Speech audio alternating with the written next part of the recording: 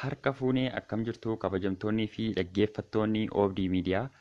Nagaan Waaqayyoof kan hafuura qulqulluu bakka isin jirtanitti hunduma keessaniif haa ta'u jechaa OBD Miidiyaa irraa barnoota walitti fufaa tajaajilaa fi ergama isaa jedhu kutaa arfaffaa qabannee dhufnee jirra. Kutaa arfaffaa waliin turtii gaarii isiniin jechaa.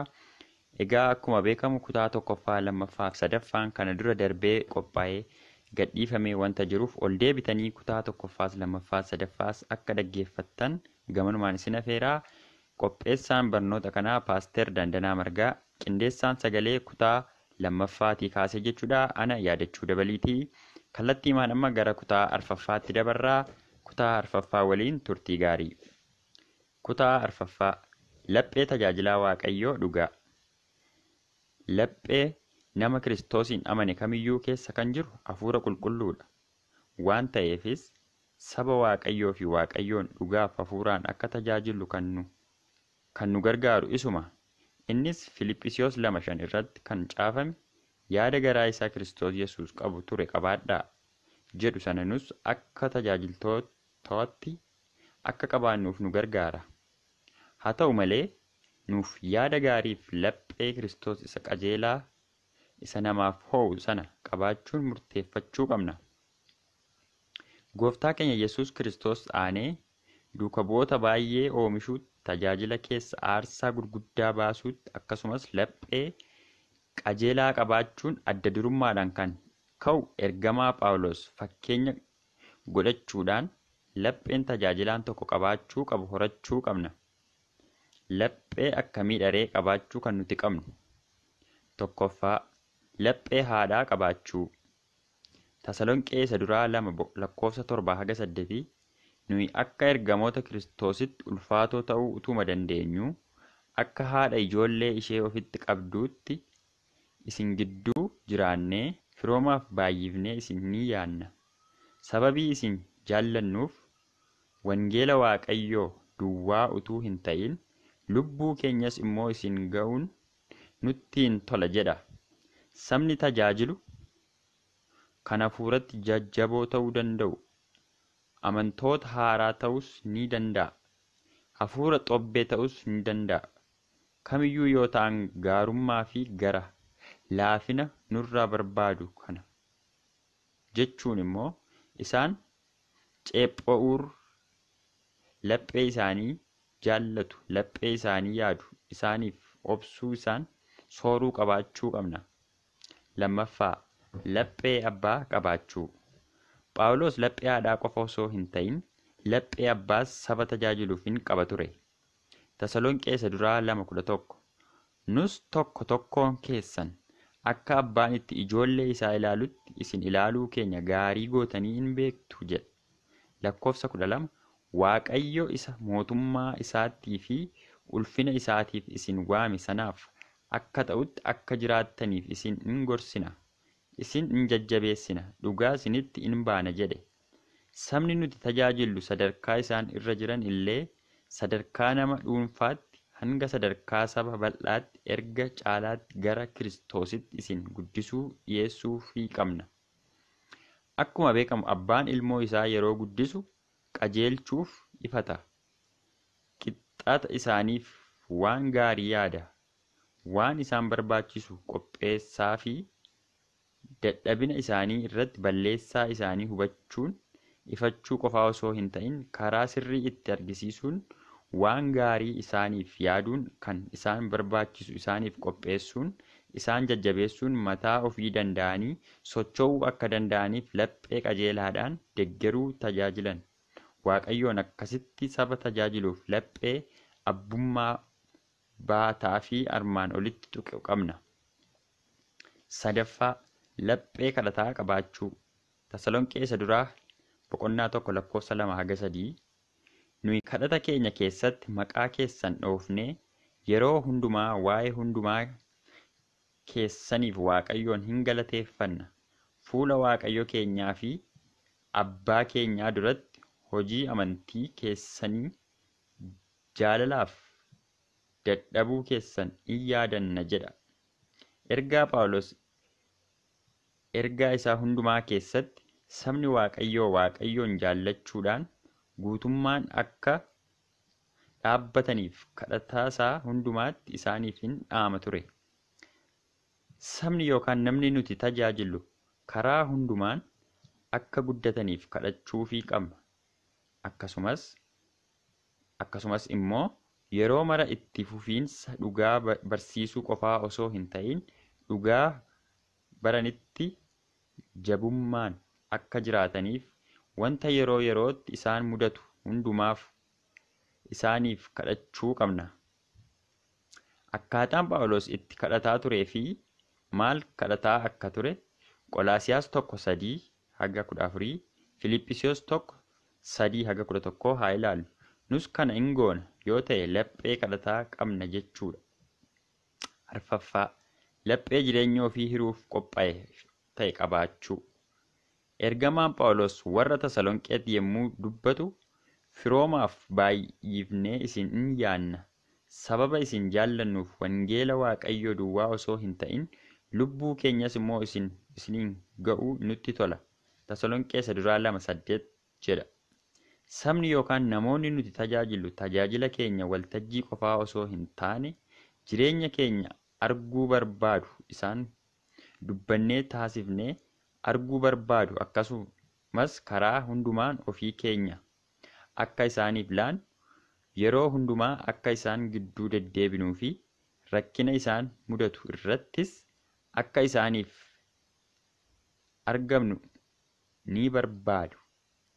Aarsaa kaffalamuu qabu baasnee yoo isaan tajaajille baay'ee gammadoo ta'u. Kana gochuun laphee jireenya ofii isaaniif hiruu qabna jechuudha. Phaawulos 1 Qorontos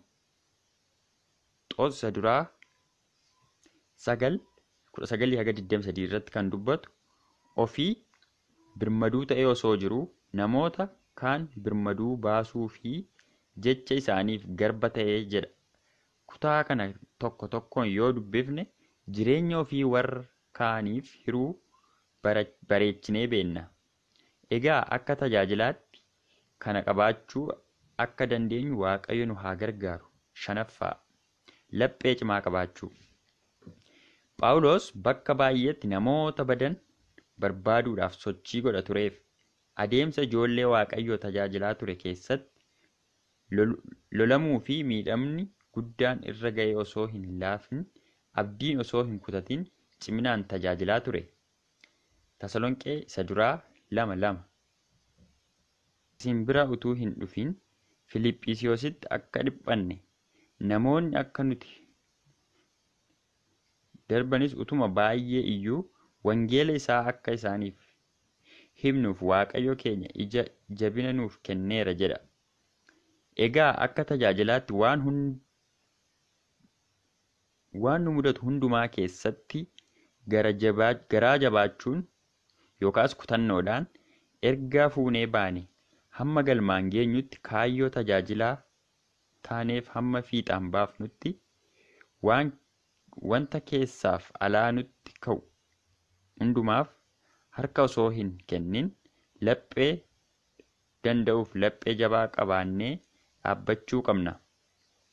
6ffaa laphee namaaf fo'u yookaan namaaf dhiisu qabaachuu.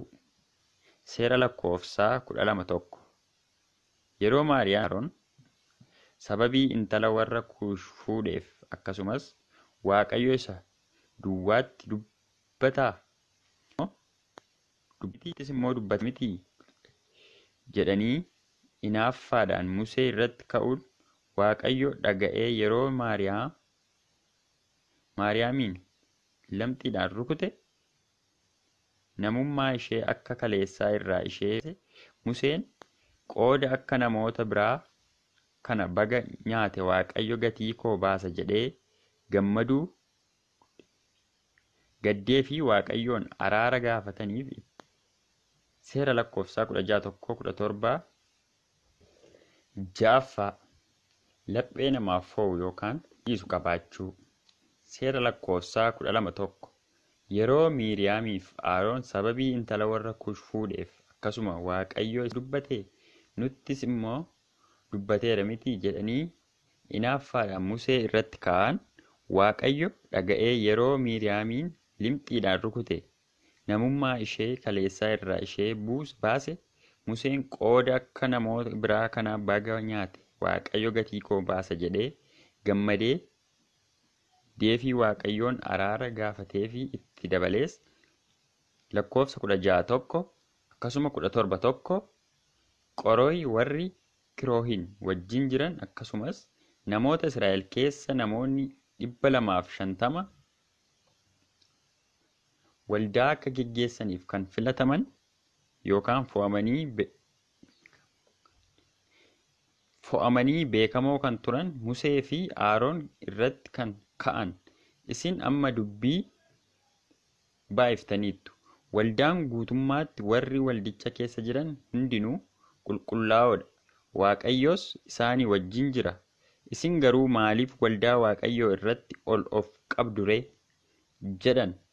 Sana booda Museen gaddee yeroo Waaqa fuulduratti ba'u Waaqayyo Waaqa irraa dheekkamsaan mul'atee warra Waaqayyoo saba Israa'el keessaa adda baasee hojii geggeessummaaf isaan qopheesse kana isa Waaqayyo itti isaan waame bira darbanii hojii lubummaa Musee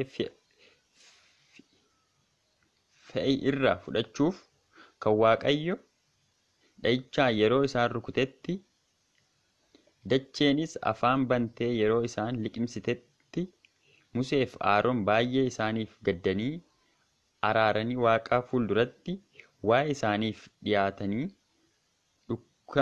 dheekkamsa jaalala baay'ee isaanii oolchaniiru.